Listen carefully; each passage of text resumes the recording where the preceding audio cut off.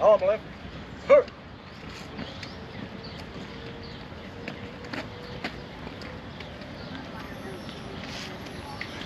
Arm left.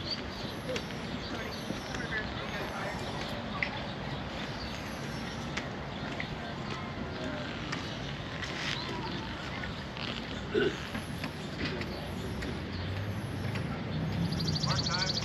Hurt. Pull. Left. Order. Hurt. Parade. Correct. Good afternoon. My name is Bob Leach. I'm the chaplain of the Ross County Veterans Honor Guard.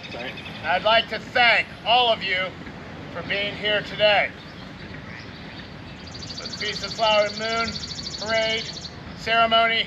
However, we are commemorating the national holiday on Monday, which is Memorial Day. At this time, Commander of the Firing Line, Patrick Mahaffey, will come forward and place a wreath at the base of the World War II monument. This is significant, and as we place the wreath, I will call veterans to attention, have them salute, and ask that everybody else put your right hand over your heart.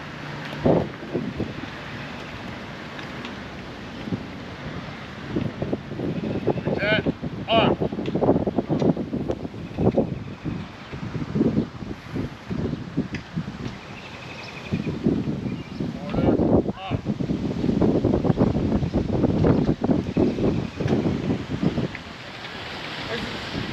Today is May 24th, 2025.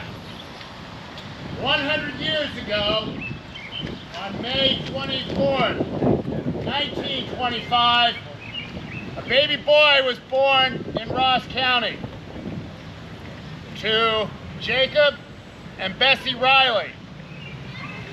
They named their son Robert Durand Riley. He was likely born at home in Huntington Township in 1925, as that was a more common practice then than having a maternity ward in a hospital for a birth.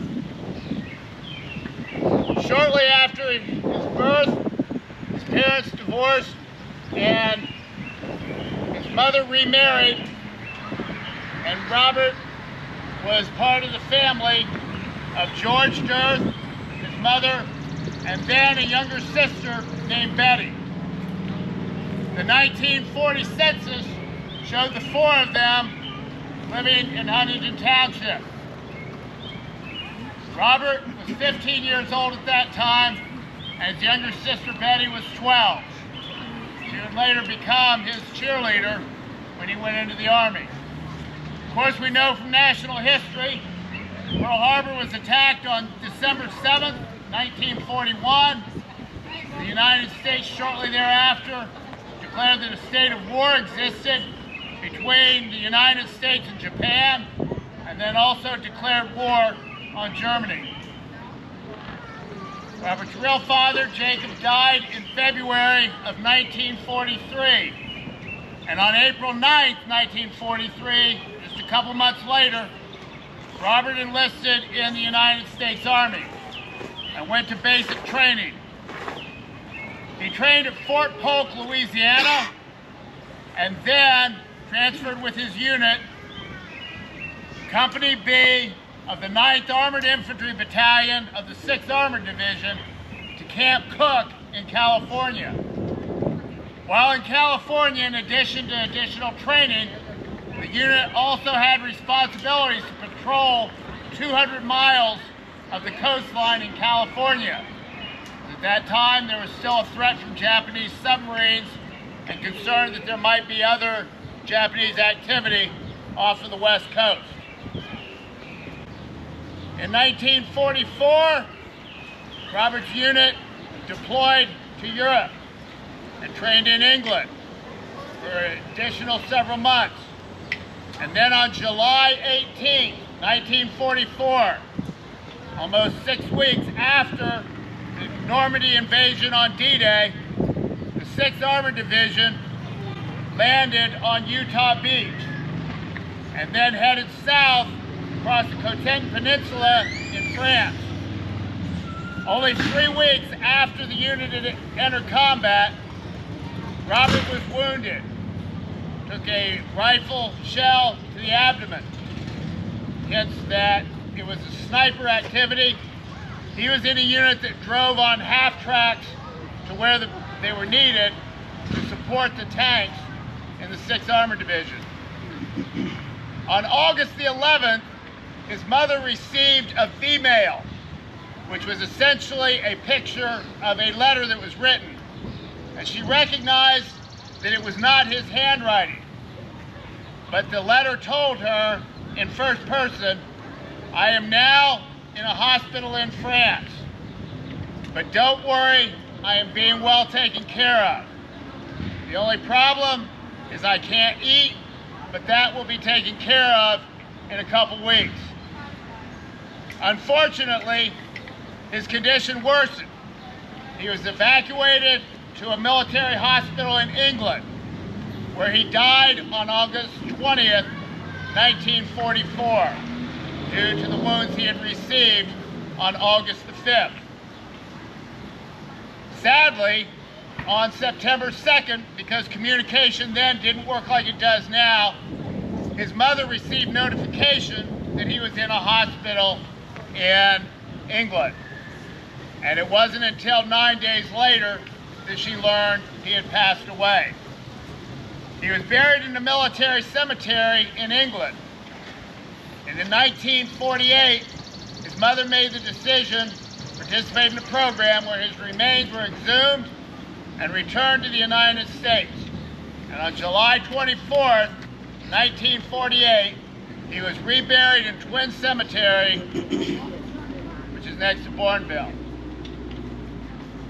His sacrifice is one of many that we honor on Memorial Day.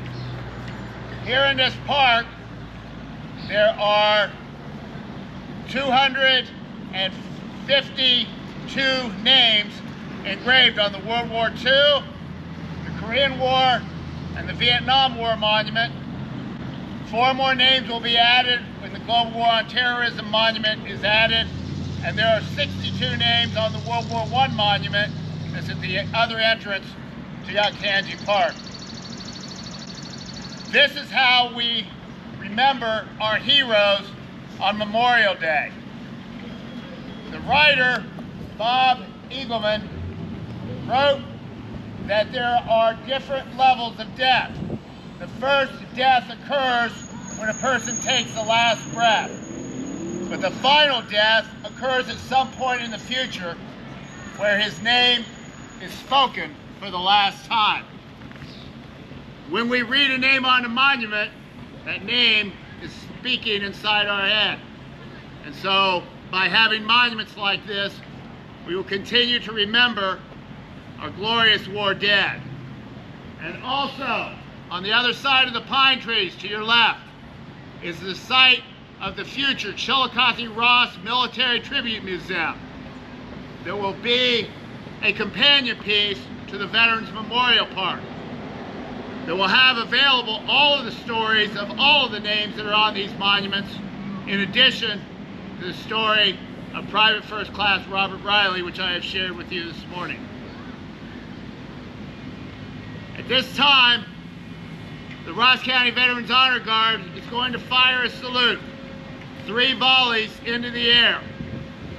After the rifles have fired, the bugler will play taps.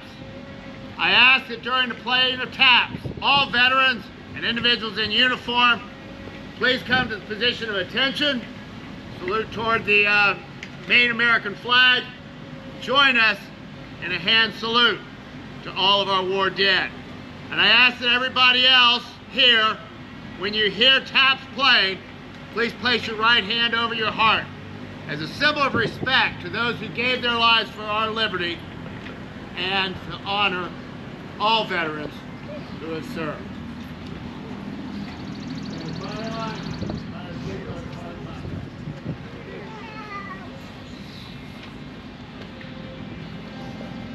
guard. Attention. Port, fire. Unlock.